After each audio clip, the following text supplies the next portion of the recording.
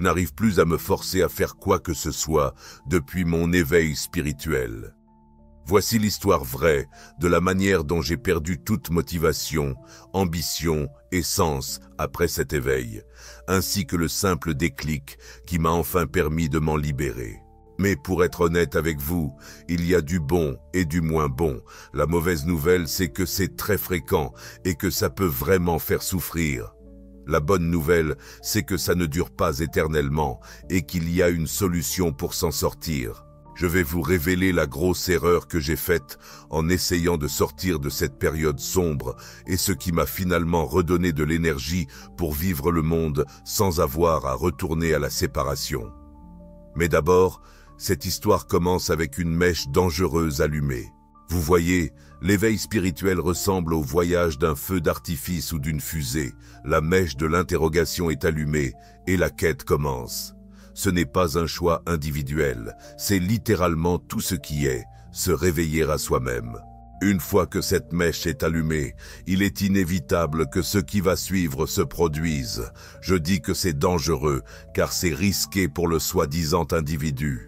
Quand cette mèche s'embrase, une série d'événements s'enchaînent pour aboutir à une réalisation. Vous devenez ce que vous n'aviez jamais été et comprenez enfin ce que vous avez toujours été. Peu de temps après que cette mèche ait été allumée, la fusée ou le feu d'artifice monte dans le ciel. C'est ce qu'on appelle la phase d'ascension. C'est excitant, plein d'énergie, et vous gagnez sans cesse de nouvelles perspectives. Vous avez plein de moments « aha ». Vous voyez les choses d'une manière que vous n'aviez jamais vue auparavant, comme si vous regardiez avec des yeux neufs. Alors que vous montez dans le ciel nocturne, il y a ensuite une explosion. Quand le feu d'artifice, la fusée explose, cela marque la phase d'explosion ou de disparition. L'ancien vous a disparu, vous ressentez que tout n'est qu'un, il n'y a plus d'individu. Vous êtes tout à la fois, mais aussi d'un point de vue individuel, absolument rien. Cela peut être merveilleux, cela peut être extatique, cela peut être terrifiant, tout ça en même temps. Mais ce n'est pas la fin. Après cette explosion, il reste encore des cendres, les vestiges de votre vie, les restes de ce que vous appeliez vous avant que cette mèche spirituelle ne s'embrase. Mais maintenant, tout cela a été réduit en miettes. Vous savez que vous n'êtes pas un individu séparé. Vous savez qu'il n'y a que ce qui est, il y a cette unité. Vous reconnaissez que vous n'êtes pas limité à votre corps. Vous reconnaissez que vous n'êtes pas l'esprit. Mais alors que ces cendres flottent vers le sol, une sensation de chute libre s'installe. Vous vous sentez désorienté, vous êtes confus, accablé, déstabilisé. Vous essayez de vous accrocher à quelque chose pour vous repérer, à quelque chose de solide, mais il n'y a plus rien de solide. Vous n'avez plus rien, aucun point d'appui pour orienter votre vie à ce stade. Vous agitez pour trouver un point d'ancrage ne fait qu'amplifier la panique. Puis tout commence à se calmer à mesure que vous redescendez sur terre, littéralement. Il y a des morceaux de cendres. La vie que vous aviez avant est partie, et chaque désir et motivation que vous aviez autrefois ont également disparu. Vous ressentez ce moteur dans votre ventre que vous pouviez sentir physiquement chaque matin en vous réveillant, vous propulsant vers l'avant. J'ai besoin de ça, je dois éviter cela, je veux ceci, je désire cela, c'est qui je suis, c'est mon identité, c'est ce que je dois préserver. Le moteur a complètement disparu. Alors, comment avancer dans la vie maintenant? Qu'est-ce qui va vous motiver? D'où vient l'énergie? Quel est le sens? C'est une phase très déstabilisante, cet état de limbe où vous avez entrevu la vérité, votre vraie nature, mais où il reste encore des traces de l'ancien individu. Pour poursuivre cette image des feux d'artifice, vous regardez autour de vous sur le sol, et alors que la fusée est partie en vol et s'est dispersée en éclats, vous remarquez encore une tige en bois droite. C'est la tige sur laquelle la fusée était fixée. C'est le corps-esprit. C'est étrange de voir cela parce que c'est toujours là malgré ce que vous savez maintenant, malgré ce que vous avez vu, ressenti et expérimenté. Comment pouvez-vous vivre votre vie comme avant?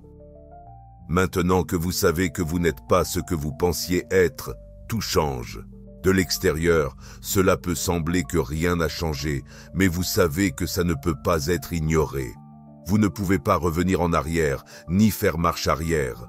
Le moteur qui a été retiré ne sera pas remis en marche, il ne sera pas réparé. Il est parti pour de bon. Mais la bonne nouvelle, c'est que quelque chose d'autre peut et va prendre sa place. Vous voyez ce qui s'est passé ici, c'est qu'il y a eu un mouvement d'énergie, un mouvement de sagesse et de vérité. Au départ, ce mouvement se dirige vers vous. Vous absorbez littéralement l'information dans le corps-esprit, vous intégrez cette énergie alors que l'éveil commence. C'est pourquoi, pendant les premières phases d'éveil, ces perturbations énergétiques peuvent influencer le corps-esprit. Votre esprit peut être constamment envahi par l'inquiétude, votre sommeil perturbé ou modifier vos habitudes alimentaires changées, votre estomac et votre digestion affectée, et vous pourriez vous sentir soit hyperactif et plein d'énergie, soit épuisé en permanence durant cette phase énergétique intense. À mesure que tout cela se déverse, cela bouleverse tout dans le corps-esprit. Au début, cela semble anodin à cause des révélations que vous recevez, à cause de la vérité que vous commencez à entrevoir. Mais après cette explosion, après cette montée d'exaltation, le corps-esprit est complètement secoué et il faut du temps pour assimiler ce qui vient de se passer. Cela peut durer des mois. C'est comme une boule de neige à l'intérieur du corps-esprit. Elle a été fortement secouée, mais avec le temps, elle commence à se stabiliser. Une fois stabilisée, une nouvelle énergie, une nouvelle motivation, un nouveau moteur et un nouveau but émergent en vous. Ce n'est pas un ancien moteur qui reflète l'ancienne identité ou un sentiment ancien d'être un individu, une personne séparée. C'est un nouveau moteur et une nouvelle motivation imprégnée de la vérité que vous connaissez désormais. Pendant de nombreux mois, j'ai été dans cet état de latence, sans cette nouvelle motivation, et j'ai tout essayé pour en sortir. Je voulais juste ne rien faire, alors j'ai commencé à agir. Ne rien faire, mais avec beaucoup d'intensité, littéralement, passant des mois dans ma chambre à ne rien faire. Je pensais que c'était la bonne chose à faire. Je pensais que cela permettrait aux choses de se réaliser, que j'assimilerais tout cela et que j'attendrais un signe ou que la vie ressurgirait. Mais en réalité, c'était une forme subtile de résistance. Si vous imaginez la vie ou tout ce qui est comme une rivière, avant l'éveil, je m'efforçais toujours de nager à contre-courant. Je pensais devoir aller là-bas. Je devais lutter contre tout, contrer la vie, la faire plier à ma volonté, accomplir des choses, obtenir des choses, devenir quelqu'un, posséder des choses. Après l'éveil, tout cela a disparu pour ne jamais revenir. Mais durant cette période d'inaction, alors que je pensais lâcher prise et attendre que les choses arrivent, j'étais encore en résistance. Je ne nageais plus contre le courant, mais je me tenais dans la rivière les bras écartés, contrarié par le flux répétant « Je ne fais rien, je ne fais rien, je ne fais rien », alors qu'en réalité, je résistais fermement au courant. Tout ce que je devais faire, c'était me laisser complètement porter et suivre le flux. Donc, ne pas rester assis, à ne rien faire de manière forcée, mais plutôt réengager avec la vie sans but précis, pas avec une motivation, un objectif ou une automotivation, mais simplement parce que c'était ce que la vie me demandait.